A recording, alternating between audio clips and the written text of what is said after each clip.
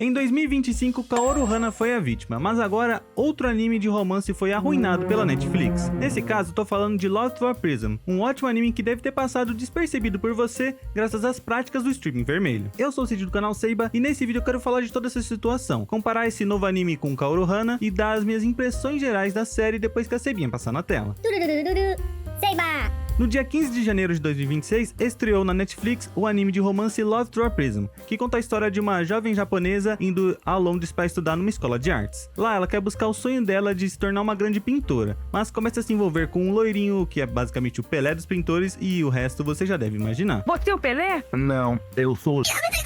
Ou talvez não, já que a maioria do público assistindo esse vídeo deve ser homens, e esse anime tem uma vibe mais destinada ao público feminino. Ainda assim, se você gosta de Kaoru Hana, por exemplo, eu acho que vale dar uma chance pra esse aqui, porque os dois animes podem ter vibes diferentes, mas eu acho que eles ainda têm algumas semelhanças que vale a pena ser destacadas por aqui. Em primeiro lugar, os dois têm uma boa animação, uma produção no geral, no quesito técnico, ambos são muito bons. Em segundo lugar, são dois animes que são ótimos para maratona e chegam numa parte satisfatória no quesito do romance. No caso de Kaoru Hana, nós tivemos a primeira temporada com 3 episódios que chegam num período ali muito importante na história dos dois protagonistas e de seu relacionamento, enquanto Lost for Prism tem apenas 20 episódios e dá uma conclusão pro romance em geral, então também chega numa parte que é satisfatória para quem assiste. Por isso, ambos são muito bons para serem maratonados. Também, nós podemos dizer que em terceiro, são dois animes que têm um certo foco nas personagens femininas. No caso de Kaoru Hana, nós temos a protagonista feminina e também a amiga dela, que é bem desenvolvida durante o anime, e do lado de Lost for Prism, nós temos a principal protagonista da série e também algumas amigas dela que ganham um certo desenvolvimento. E em quarto lugar, uma coisa curiosa é que os dois têm uma nota bem parecida no My Anime List, como você pode ver aí nas imagens. Então, apesar desses dois terem algumas semelhanças e também algumas qualidades que são bem parecidas, claro que a gente tem que relativizar a quantidade de membros que cada um tem no My Anime List, mas as pessoas que assistiram consideram essas duas obras como tendo um nível de qualidade parecido. Ainda assim, existem algumas diferenças cruciais que acabaram afetando a popularidade desses dois. No caso de Kaoru Hana, ele teve um lançamento conturbado pela Netflix, como eu já falei no vídeo que tá aparecendo aqui no card, mas ele foi um anime que já tinha um manga antes, com uma fanbase ali dedicada a ele. Também foi um anime que teve um lançamento semanal na Netflix, que por isso pôde construir ali uma fanbase do próprio anime e pôde ser comentado nas redes sociais ao longo do tempo para construir a popularidade do anime. Enquanto isso, Lost for Prism é um anime original, que não tinha uma fanbase dedicada antes, porque não é baseado em nenhuma light novel ou mangá. Além do fato de que ele foi lançado diretamente na Netflix com seus 20 episódios saindo tudo de uma vez. Então ele nem teve a oportunidade de ter gente assistindo semanalmente para comentar sobre ele nas redes sociais. A gente não pode dizer que isso é uma novidade para Netflix, né? Houveram vários outros animes que foram prejudicados por causa desse modelo de maratona, de lançar tudo de uma vez, e não são todos os animes que acabam como Cyberpunk Edge Runners, que lançou tudo de uma vez e ainda assim ficou muito popular, mas também a gente tem que levar em consideração que no caso dele, ele tinha todo o nome de um jogo bem popular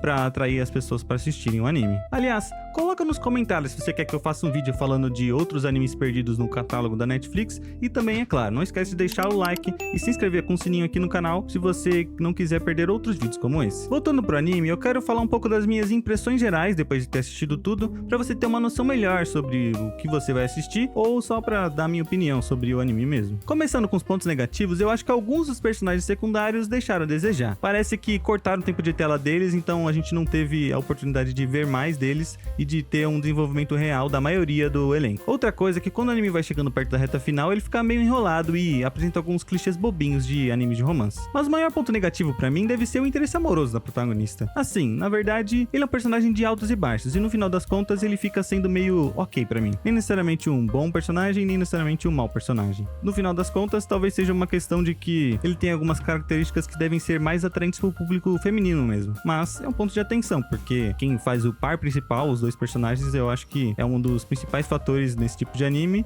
e seria o ideal que os dois personagens fossem ótimos personagens, e não só ok como é o interesse amoroso da protagonista. Pra compensar isso aí, eu acho que a protagonista em si é realmente uma boa personagem. Ela tem um certo carisma e eu acho legal acompanhar como ela vai sofrendo na terra britânica. Mas fora isso, eu acho bem importante mencionar que os personagens secundários que são de fato desenvolvidos são basicamente os melhores personagens da história. Tipo, o segundo interesse amoroso da protagonista e também a amiga loira dela são basicamente os craques do jogo por aqui. Além disso, eu já comentei como a produção do anime é muito boa, e eu também gosto de como a história pode ser meio imprevisível, e muito disso é porque ela se passa em Londres no começo do século XX, e a gente tem até alguns filmes mostrando como a Inglaterra estava bem legal nessa época, né? Outra coisa que ajuda é o fato do elenco ser majoritariamente composto por jovens adultos, que estão ali em Londres e não ficam presos pelos costumes japoneses de romance. Mas o principal ponto positivo pra mim é o fato de que o anime foca mais na paixão pelas artes e pela pintura do que no romance em si. E esse tipo de abordagem de não deixar o romance ser o único foco da narrativa é algo que ajuda o drama a ser mais crível, além de ser algo feito pelos melhores animes de romance que nós temos, ou pelo menos alguns deles, né? Como Kaguya-sama, Bunny Girl Senpai, Fruits Basket ou até Blue Box e Kaoru-hana também. De qualquer forma, eu não acho que Love for Prism seja um anime para todos, até porque ele tem esse foco maior no público feminino. Mas se você é alguém que gosta de anime de romance, eu acho que vale a pena dar uma chance. Isso não torna menos lamentável o que a Netflix fez com ele, mas eu tô fazendo o meu papel de falar dele por aqui. Assim como eu tive que falar de Kaoru-hana e Blue Box quando eu comparei eles lá no canal principal e no vídeo que tá aparecendo por aqui. Mas se você não quer ver essa comparação, você pode assistir o outro vídeo que tá aparecendo na tela que eu tenho certeza que você vai gostar. É o vídeo perfeito pra você. Dito isso, eu sou o Cid do canal Seiba, muito obrigado por assistir e até o próximo vídeo.